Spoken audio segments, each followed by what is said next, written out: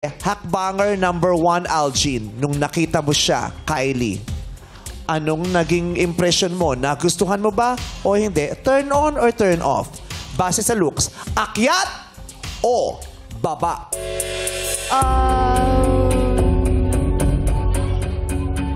Akyat po. Ay, akyat! Nakita yung susi, akyat daw.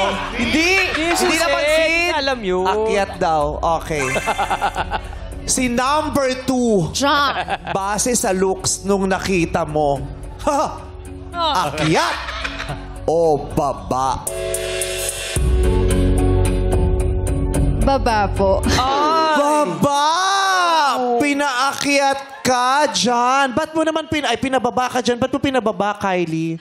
Okay naman po siya. Hindi, pinababa mo. Kung okay, dapat pinaakyat. Anong Pinababa mo eh. May dahilan? nakita kang hindi mo bet, kaya pinababa mo. Ano ba yun? Okay po yung fit niya. Soft boy. Match Soft kami. boy. Pero when it comes to looks po, hindi ko po siya type. Hindi ganyan ang mga type mo. Yes po. Dahil ang mga type mo sana, mistiso ba? Ano bang, Nito. Mestizo, chinito po. mistiso.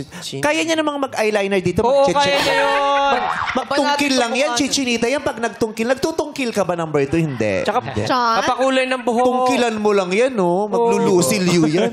Lusilyo. Oh, pag tumatawa, chinito na. Oh.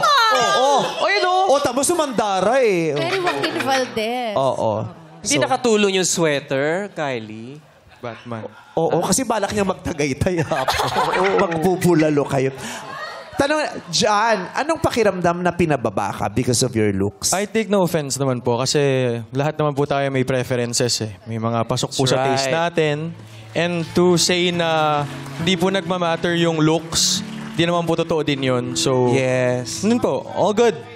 Yes. That's Tanggap-tanggap lang din, di ba? Opo. May mga taong mabebetan tayo, may mga taong hindi. At lahat tayo ganun sa isa't isa.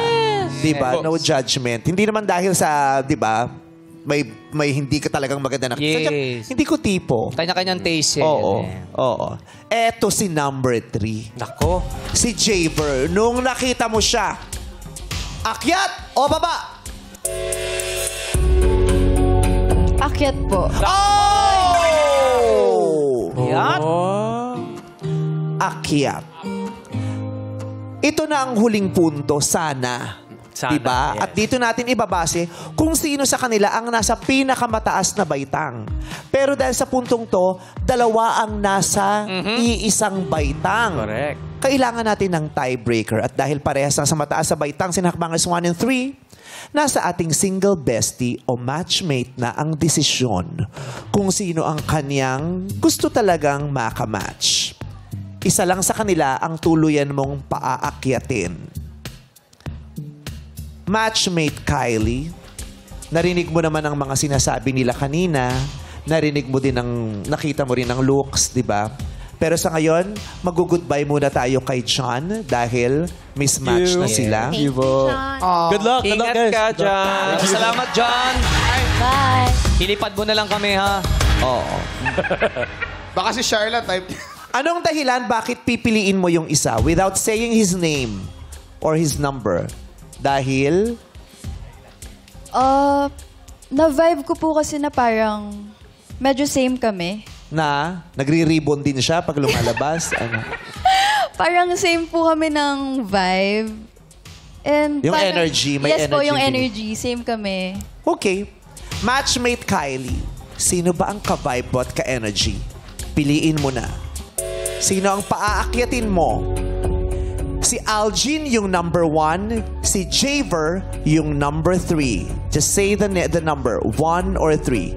Sino ang paaakyatin mo? Go, Kylie.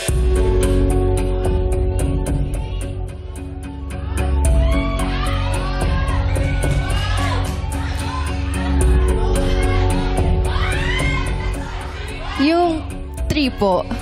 Javer, akyat! Maraming salamat kay Algin. Yes, thank you, Algin.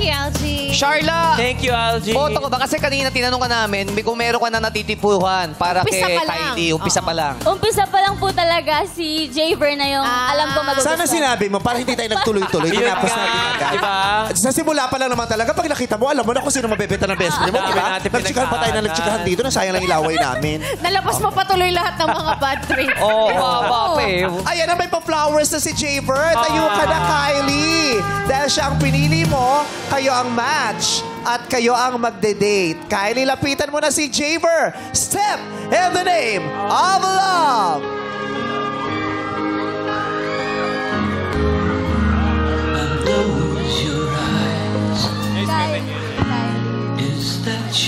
Kung gusto, may hagdan. Kung ayaw, mag-step down dahil malaya kang lalaban dito sa Step in the Name of Love.